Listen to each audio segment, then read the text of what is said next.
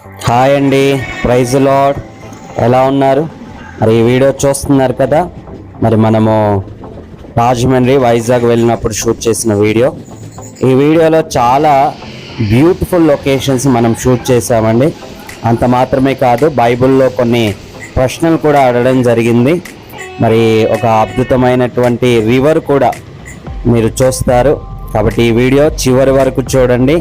ఇందులో ఉన్నటువంటి beautiful locations and థ్రిల్లింగ్ని experience చేయండి. ఓకే, చివరి వరకు చూడండి. God bless you.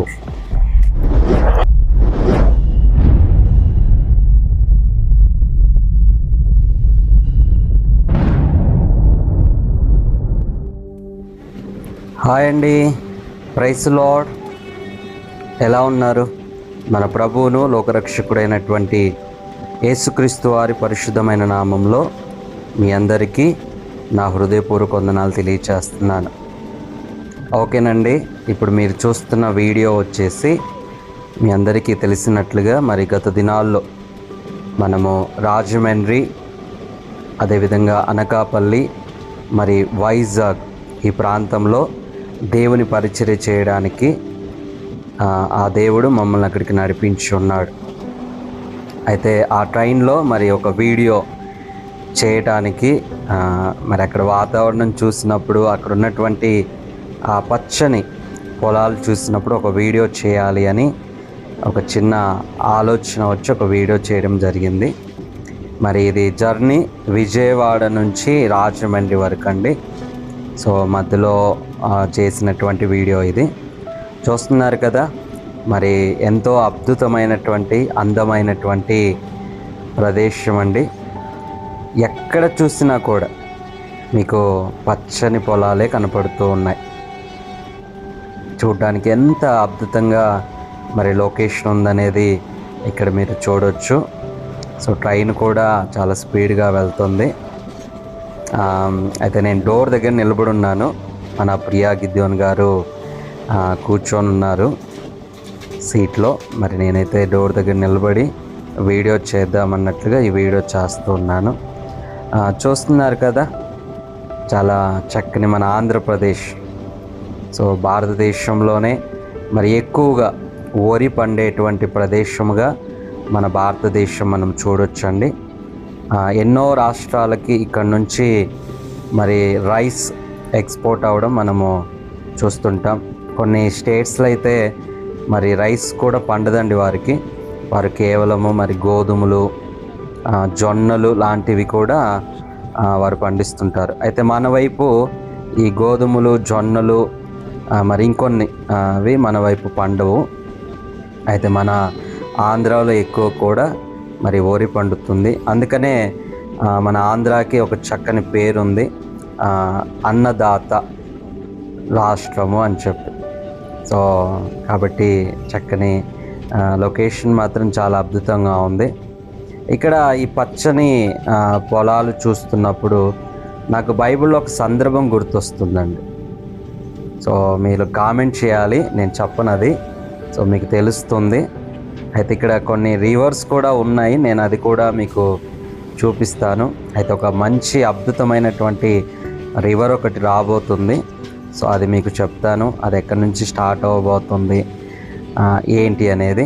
సరే, ఇప్పుడు మనం ఈ పచ్చని పొలాలు చూసినప్పుడు బైబిల్లో నాకు ఒక సందర్భం గుర్తొస్తుంది, అది మీరు కామెంట్ చేయాలి. మరి ఇద్దరు సహోదరులు దేవుడు పిలుపుని బట్టి వారి సొంత ప్రదేశాలని విడిచి బయటకు వస్తారు. ఇప్పటికే మీకు తెలిసి ఉంటుంది, కామెంట్లో తెలియచేయాలి. మరి వారు దేవుని యొక్క ఆశీర్వాదమును బట్టి చక్కగా వృద్ధి చెందుతారు. అయితే వారి మధ్యలో, అంటే వారికి వచ్చినటువంటి సంపద ద్వారా వారు చక్కగా మరి గొర్రెలు, మేకలు, మరి సంపద అంత కలిగి ఉన్న తర్వాత వారు వాళ్ళని పెట్టుకుంటారనమాట.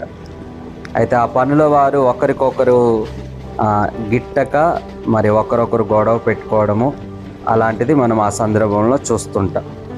మరి వారిద్దరూ అక్కడ డిస్కషన్ చేసుకుంటారు. సరే, ఇలా మనం కలిసి ఉండడము, గొడవ పెట్టుకోవడము బాగోలేదు, కాబట్టి మనము వేరైపోదాం. కాబట్టి మీ పనివారు మా పనివారు ఇలా మనం ఒక చోట ఉండి కొట్లాడుకోవడం వద్దు, కాబట్టి మరి వేరైపోదాం అని చెప్పి ఇద్దరు మాట్లాడుకున్న తర్వాత వారు మరి అక్కడ ఒక వ్యక్తి మాత్రం ఇలా చూసిన వెంటనే అక్కడంతా పచ్చగా కనపడిద్ది అన్నమాట. సో పచ్చగా కనపడినప్పుడు ఆయన ఏమంటాడంటే, సరే నేను ఈ ప్రదేశానికి వెళ్ళిపోతాను అని చెప్తాడు అన్నమాట. మరి మరొక వ్యక్తి అయితే ఒక చాట అంతా కూడా బీడు భూమిలాగా ఉంటుంది. సరే నేను ఇటు వెళ్తాను, నువ్వు మరి సెలెక్ట్ చేసుకున్నట్లుగా ఆ పచ్చని ప్రదేశం ఉన్నటువంటి ఆ ప్రాంతానికి వెళ్ళు అంటాడు. సో మీకు సందర్భం జ్ఞాపకం వచ్చింది అనుకుంటాను. సో కామెంట్ చేయండి, అది ఏ సందర్భం, ఎవరు వారిద్దరు, మరి ఈ పచ్చగా ఉన్నటువంటి ప్రదేశం పేరేంటి, మరి ఈ యొక్క సందర్భం ఏ పుస్తకంలో ఉందని కూడా మీరు కామెంట్ చేయండి. ఓకేనండి, చాలా సంతోషం. మరి ఈ వీడియో నాకైతే చాలా సంతోషంగా చేశాను నేను ఇది. ఎందుకంటే మంచి ఎర్లీ మార్నింగ్ అండి, చల్లటి గాలికి వెదర్ కూడా చాలా బాగుంది. అయితే ఇప్పుడు ఒక చక్కని నది నేను చూపిస్తాను, ఇప్పుడు రాబోతుంది. ఈ నది ఎక్కడి నుంచి మరి స్టార్ట్ అవుతుంది అనేది నేను మీకు చెప్పాలని ఇష్టపడుతున్నానండి. మరి దీని పేరు మీరే కామెంట్లో తెలియచేయండి. చూసిన వెంటనే కామెంట్ చేస్తారని నాకు తెలుసు.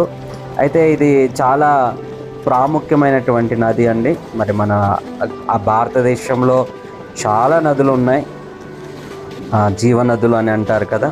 సో ఇది కూడా జీవనదినే. సో కాబట్టి ఈ నది మీద చాలా మంచి ఒక బ్రిడ్జ్ ఉందండి, బ్రిడ్జ్ ఉంది, చాలా పొడుగాటి బ్రిడ్జు. మరి చూడటానికి ఎంతో అద్భుతంగా ఉంటుంది. నేను గత దినాల్లో అంటే కొన్ని సంవత్సరముల క్రితం, మేబీ 2016 or 17 అనుకుంటాను, నాకు ఇయర్ అంత జ్ఞాపకం లేదు, నేను ఒకసారి ఇదే రూట్లో జర్నీ చేశాను. అయితే ఈ ఊరికి వచ్చేటప్పుడు నాకు ఆ బ్రదర్ కాల్ చేసింది ఏంటంటే, అంటే నన్ను పిలిపించినటువంటి ఆ సహోదరులు సేవకులు వారు కూడా, మరి వాళ్ళు నాకు చెప్పింది ఏంటంటే, పాస్టర్ గారు ఒక బ్రిడ్జ్ వస్తుందండి, ఆ బ్రిడ్జ్ వచ్చిన వెంటనే మీరు మీ లగేజ్ తీసుకొని డోర్ దగ్గర నిలబడాలి, ఆ బ్రిడ్జ్ దాటిన వెంటనే మీరు దిగాల్సిన స్టేజ్ అని చెప్పుకొచ్చారనమాట. అంటే నాకు గుర్తుగా. సో అలాంటి నదిగా వారు ఆ రోజు నేను చూశాను. తర్వాత ఈరోజు మరి నేను ప్రియా గారు చేసినటువంటి ప్రయాణంలో మరలా ఈ రివరు చూడటానికి నిజంగా వాటర్ అయితే చాలా ఉందండి, మీరు చూడబోతున్నారు ఇప్పుడు. సో ఆల్మోస్ట్ వచ్చేసాం. సో ఎంత అద్భుతంగా వాటర్ అయితే ఫుల్ అండి. ఇక్కడ మీకు దూరంలో కనపడుతుండే ఏంటంటే ఇది పేపర్ మిల్ అండి, paper mill. So paper company. So కాబట్టి అనుకుంటున్నాను, సో ఆ ప్రాంతంలో పేపర్ కంపెనీ కూడా ఉందని చెప్పారు, పేపర్ మిల్ అని చెప్పి. సో ఇప్పుడు మనం ఆ రివర్ దగ్గరికి వెళ్ళబోతున్నాం, వస్తుంది ఆ రివరు. అయితే రీసెంట్గా ఒక పాస్టర్ గారు, ఓకే చూస్తున్నారా, సో రివర్ వచ్చేసింది. సో దీని పేరే గోదావరి అండి. సో గోదావరి రివర్ ఇది చాలా ప్రాముఖ్యమైనటువంటి రివర్గా, నదిగా మనం చూస్తున్నాము.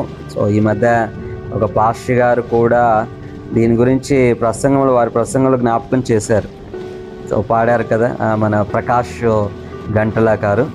సో ఆయన ఒక ప్రసంగంలో దీని గురించి ఒక ప్రసంగం జ్ఞాపకం చేసుకుంటారు. ఏమనంటే, గోదావరి గట్టుంది, గట్టు మీద చెట్టుంది, చెట్టు మీద పిట్టుంది, పిట్ట మనసులో ఏముంది అని ఆయన చక్కగా నవ్వుతూ, అంటే పిట్ట మనసులో ఏముందో మీ గోదావరి వాళ్ళకే తెలియదు, మీ గోదావరి గట్టు మీద ఉన్న చెట్టు మీద ఉన్న పిట్ట మనసులో ఏముందో తెలియదు, మరి మానవుని మనసులో ఏముంటుందో మనం చెప్పగలమా అన్నట్టుగా వారు ఒక చిన్న, అంటే ఒక జోక్గా వాళ్ళు మాట్లాడారు అనమాట. అయితే ఈ గోదావరి నది గురించి మనము తెలుసుకోవాలంటే ఇది చాలా ప్రాముఖ్యమైనటువంటి జీవనది అండి. ఇది మనకు మహారాష్ట్ర నుంచి గోదావరి నది అనేది మనకు స్టార్ట్ అవుతుంది. మరి మహారాష్ట్ర నుంచి స్టార్ట్ అయిన తర్వాత మరి అదేవిధంగా నాసిక్, మహారాష్ట్రలో ప్రారంభమైన ఈ గోదావరి నది మరి చాలా దూరము ప్రయాణము చేస్తూ మరి తెలంగాణ, అదేవిధంగా మరి మన ఆంధ్రప్రదేశ్, ఇలా చాలా ప్రదేశాలను ఇది తెలంగాణ, ఇప్పుడు ప్రస్తుతానికి ఆంధ్ర తెలంగాణ కూడా డివైడ్ అయింది కదండి. ఇవన్నీ కూడా తగులుకుంటూ మరి అదేవిధంగా ఛత్తీస్గఢ్లో, మరి ఒడిస్సా, ఇలా అనేక ప్రదేశాలని అది టచ్ చేస్తూ లాస్ట్కి మన రాజమండ్రి మీదుగా వెళ్ళి తర్వాత అది ఎక్కడ కలుస్తుందంటే బే ఆఫ్ బెంగాల్. సో తెలుసు కదండి, మరి బంగాళాఖాతంలో ఇది కలుస్తుందన్నమాట. సో దీనికి ఉన్నటువంటి ప్రాముఖ్యత ఇది. మరి ఈ గోదావరి నది ద్వారానే ఎన్నో పంటలు, ఎంతోమంది మరి బ్రతుకుతున్నారు. అంత మాత్రమే కాకుండా మీకు తెలుసు కదండి, మన పులస చేప ప్రపంచంలోనే చాలా ప్రాముఖ్యమైనటువంటి, ఖరీదైనటువంటి, కేజీ మీకు దగ్గర దగ్గర 10,000 కూడా ఉంటుందండి డిమాండ్ని బట్టి.